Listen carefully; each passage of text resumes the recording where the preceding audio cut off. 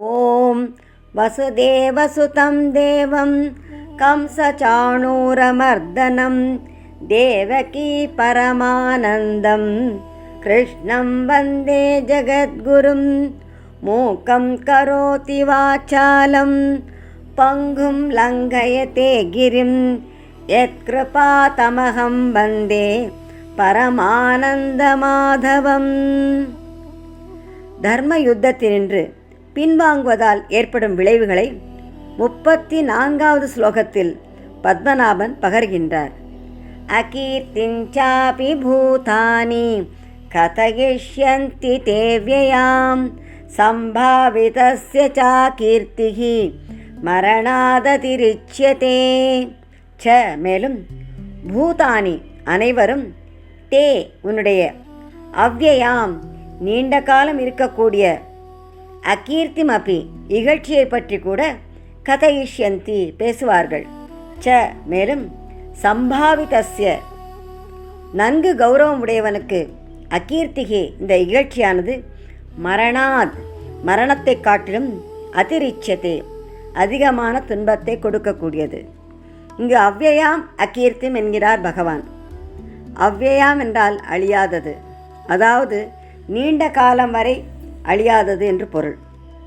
ஹே அர்ஜுனா, தர்ம யுத்தம் செய்யாமல் இருப்பதாலே சுதர்மத்தையும் புகழையும் இழப்பதோடு பாவத்தையும் அடைவாய்.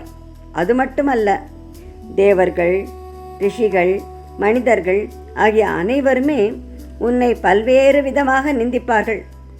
அந்த நிந்தனை கொஞ்ச நாட்களில் மறைந்துவிடும் என்று நினைக்காதே. வெகு காலம் வரை அந்த நிந்தை தொடர்ந்து கொண்டே இருக்கும். யார் வேண்டுமானாலும் என்னை இகழட்டுமே, நான் அதை ஒரு பொருட்டாக நினைக்க மாட்டேன் என்று நினைத்தால் அது சரியல்ல. உலகத்தில் மிக்க புகழ் பெற்றவர்கள், பலராலும் மதிக்கப்படுபவர்கள், நன்கு கௌரவிக்கப்படுபவர்கள் ஆகியோர் இகழ்ச்சிக்கு ஆளானால் அது மரணத்தை காட்டிலும் மிகவும் துயரத்தை கொடுக்கக்கூடியது. அந்த இகழ்ச்சியை உன்னால் பொறுத்து கொள்ள முடியாது.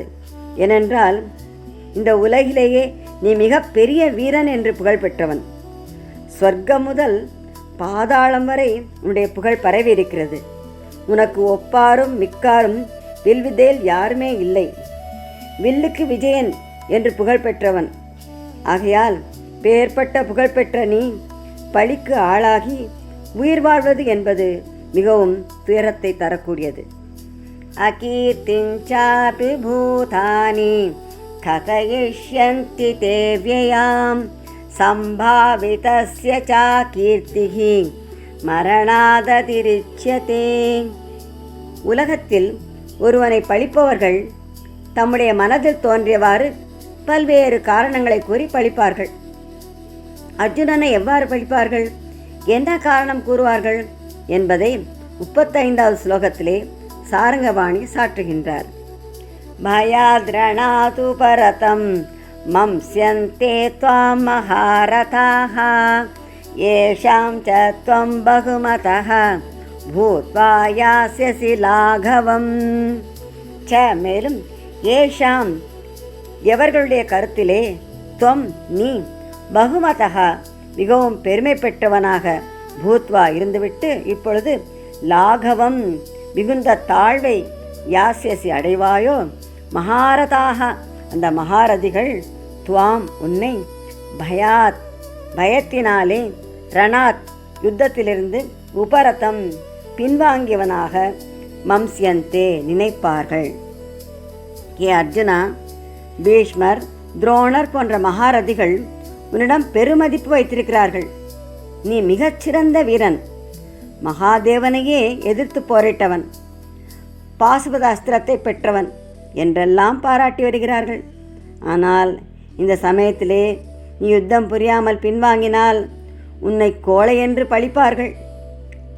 உன் உறவினர்களுடன் கொண்ட ஒரு கருணையினாலும் யுத்தம் செய்தால் குலநாசம் ஏற்படும், அதர்மம் எங்கும் பரவும், பெண்களுக்கு பாதுகாப்பு இல்லாமல் போகும், பித்ரேக்கியம் நடைபெறாது, எல்லோரும் நரகத்தில் போய் இடர்பட வேண்டி வரும் என்றெல்லாம் நினைத்து யுத்தத்தை விட்டு ஒதுங்குகிறாய் என்று அவர்கள் நினைக்க மாட்டார்கள். நீ பயந்து போய் உன்னுடைய உயிரை காத்து கொள்வதற்காக யுத்தத்திலிருந்து விலகுகிறாய் என்று தான் நினைப்பார்கள். இந்த நிலையிலே நீ யுத்தத்தை தவிர்ப்பது எவ்விதத்திலும் உச்சிதமன்று என்று வாசுதேவன் விளம்புகின்றார்.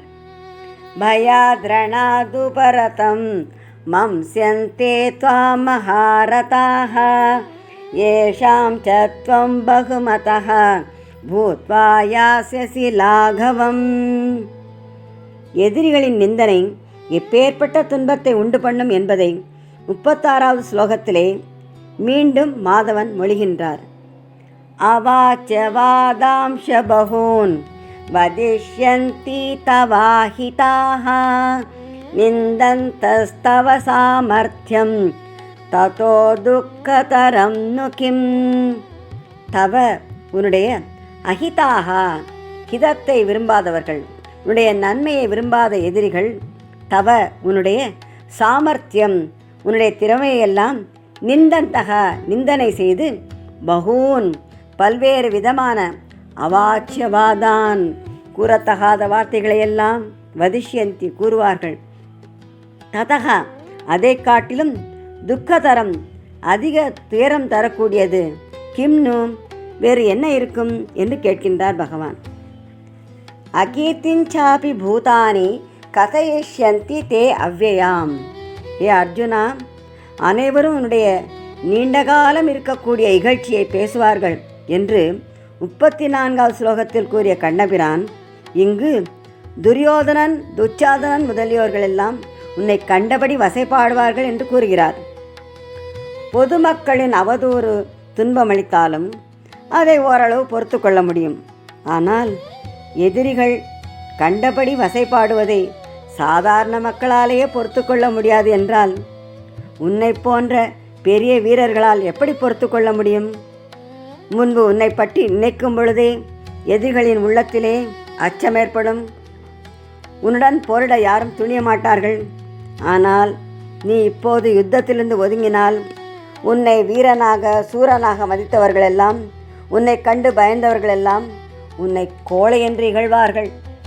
உனக்கு தீங்கு நினைப்பவர்களும் உனக்கு கெடுதல் ஏற்பட்டால் மகிழ்ச்சி அடைபவர்களுமான எதிரிகளான துரியோதனன் துச்சாதனன் முதலியோர் உன்னுடைய புஜபல பராக்கிரமத்தையும் யுத்த திறமையையும் குறைத்து கூறி சொல்லம்புகளை உன்மேல் வீசுவார்கள். அர்ஜுனன் இவ்வளவு நாட்கள் பெரிய வீரன் போல பாசாங்கு செய்துள்ளான். உண்மையிலே அவன் வீரன் அல்ல, அவன் ஒரு அலிதான், அவன் ஒரு கோழை என்றெல்லாம் பல்வேறு சொல்லத்தகாத வார்த்தைகளெல்லாம் சொல்லி பழிப்பார்கள். அந்த வசை சொற்கள் உனக்கு இடையராது துன்பத்தை உண்டு பண்ணும் அல்லவா? எனவே யுத்தம் செய்வாயாக என்று கமலக்கண்ணன் கௌந்தேயனிடம் கூறினார். அவாச்சவாதாம்ஷ பகூன் வதிஷ்யந்தி தவாஹிதாஹ நிந்தந்தஸ்தவ சாமர்த்தியம் ததோ துக்கதரம் நுகிம்.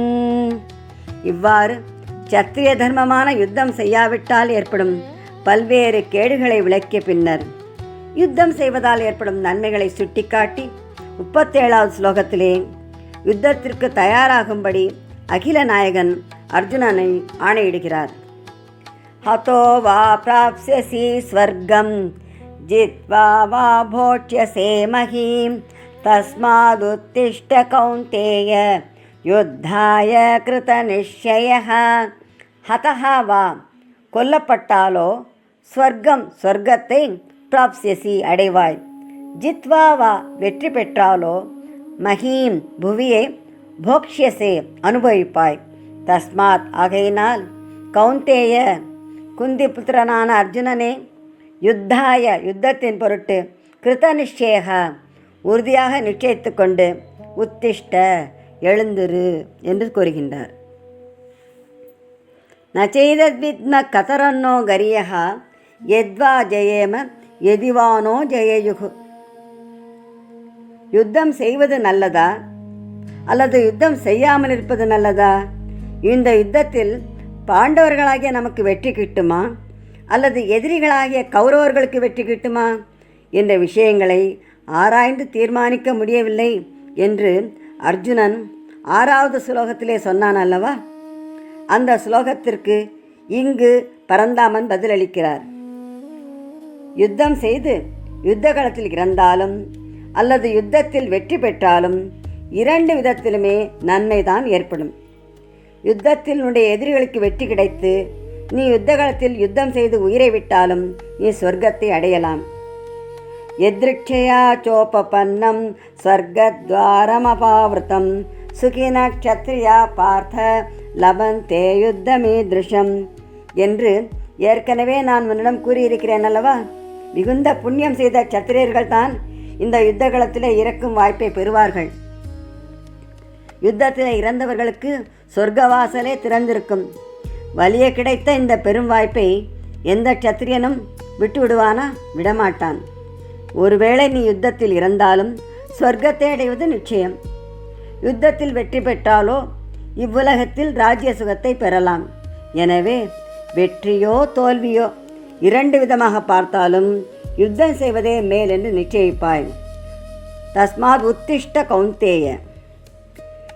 வீரத்தாயான குந்தி புத்திரனான கௌந்தேயனே, நீ எழுந்திரு. மனசோர்வு குழப்பம் எல்லாம் நீங்கி யுத்தம் செய்வதற்காக உறுதி கொண்டு எழுந்திரு எழுந்திரு என்று கார்முகில் வண்ணன் கமலக்கண்ணன் கட்டளையிடுகிறார். ஹதோ வா பிராப்ஸ்யசி ஸ்வர்க்கம் ஜித்வா வா போட்யசே மஹீம் தஸ்மாதுத்திஷ்ட கௌந்தேய யுத்தாய கிருத நிச்சயः.